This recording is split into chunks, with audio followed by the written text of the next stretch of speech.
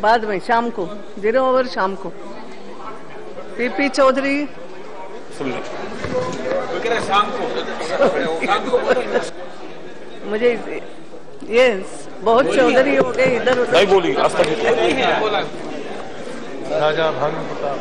Yes माननीय अध्यक्षा, आपका बहुत बहुत आभार कि आपने मुझे 193 पे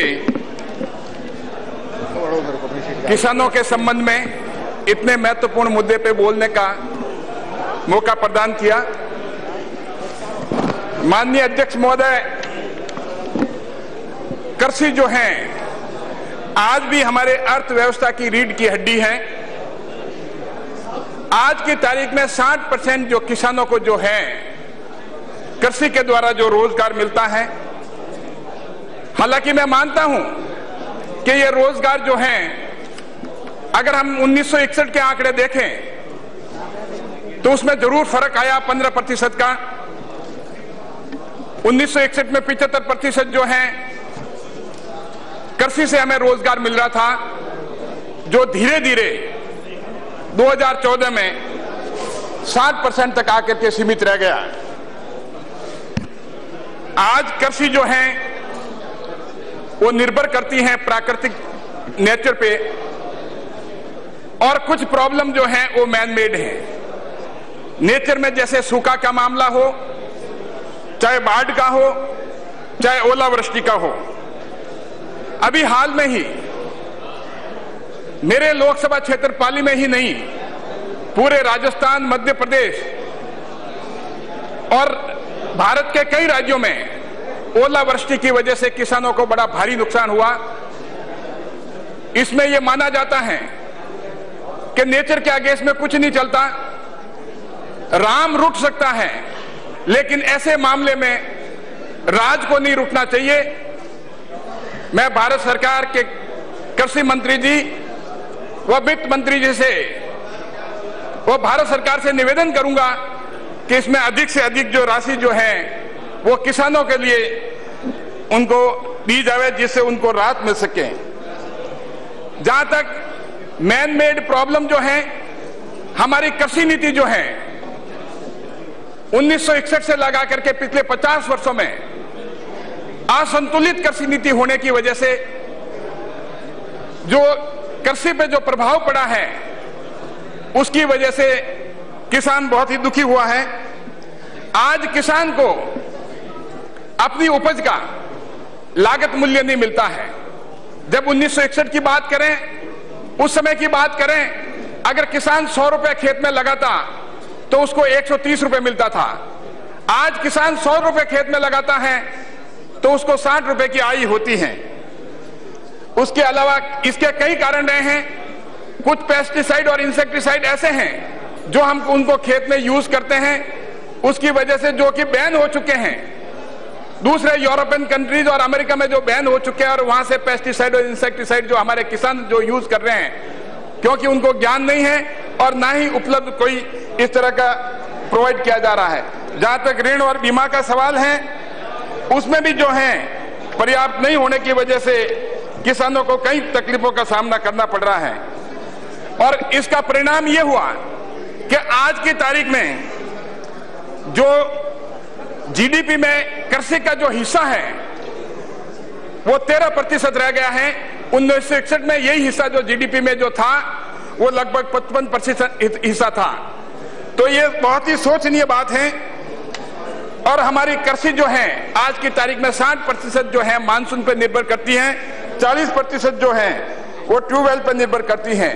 अगर हम एवरेज 5 वर्ष लेवें तो 3 वर्ष जो है हमारे या तो बाढ़, सूखा या प्राकृतिक आपदा का शिकार हो जाती है, और 2 साल जो होते हैं अगर उसमें ठीक भी रहे मानसून तो भी हमारे जो है किसानों को जो है उसका लागत मूल्य नहीं मिलता है।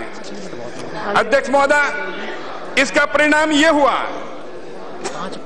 कि आज की तारीख में जो कृषि जो है वो गांव जो है वो मजबूरी की शरण स्थली बन चुका है।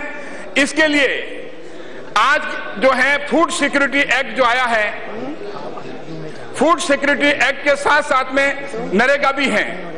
इससे साफ जाहिर हो रहा है कि आज की तारीख में 80 करोड़ लोग जो हैं वो फूड सिक्योरिटी एक्ट के तहत में कवर्ड हैं। कारण यही है क्योंकि जब कृषि बर्बाद हो रही है तो उसमें फूड सिक्योरिटी जो 1 रुपए किलो के लिए अनाज के लिए किसानों को उससे खरीदना पड़ रहा है। और यही नहीं, किसानों को जो है अपनी किसानी छोड़ कर करके नरेगा के रूप में काम करना पड़ता है।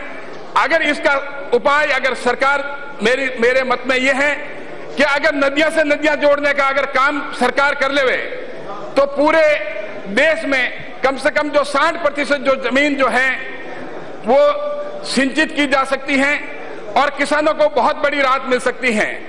यही नहीं, गांव में जो है अगर नदियां से नदियां जुड़ने का पानी आएगा तो पीने के पानी के साथ साथ कोई भी गांव, देश का गांव जो है वो पीने के पानी से वंचित नहीं होगा।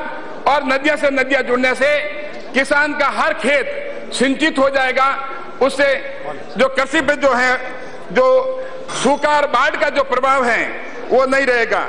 उसके साथ साथ ही क्योंकि असंतुलित कृषि नीति जो है सरकार की, अगर एक तरफ लेवे पिछले 2 वर्षों में 2,50,000 करोड़ जो है वो इंडस्ट्रीज को इंसेंटिव के रूप में दिया गया और 2 लाख करोड़ रुपए जो है वो इनकम टैक्स का माफ किया गया। यही पैसा अगर नदियों के नदियों में जोड़ने लगा दिया होता तो आज जो है हम किसानों के ऊपर जो आपदा आई है वो हमें देखने को नहीं मिलती। और यही नहीं अध्यक्ष जी, मैं ये चाहता हूं कि अगर हम चाहते हैं, क्योंकि पिछले 50 सालों से किसानों की समस्या के बारे में इस सदन में चर्चा होती रही है, लेकिन समस्या वहीं के वहीं है और किसान वहीं खड़ा नहीं है, उल्टा किसान गरीब होता गया है। तो इसके समाधान के लिए जो स्वामीनाथन कमीशन में मैं अलग अलग उस रिपोर्ट के बारे में अलग अलग विषय पे बताना नहीं चाहूंगा, लेकिन उस रिपोर्ट में विस्तृत रूप से दिया हुआ है कि स्वामीनाथन कमीशन की रिपोर्ट अगर किसानों के लिए लागू कर दी जाए तो उससे बहुत बड़ी राहत मिलेगी। और अगर नदियों से, सर किसानों की बात है, पूरे देश का किसान सुन रहा है और आप मुझे रोक रहे हैं। आप बस 5 मिनट और दे दीजिए।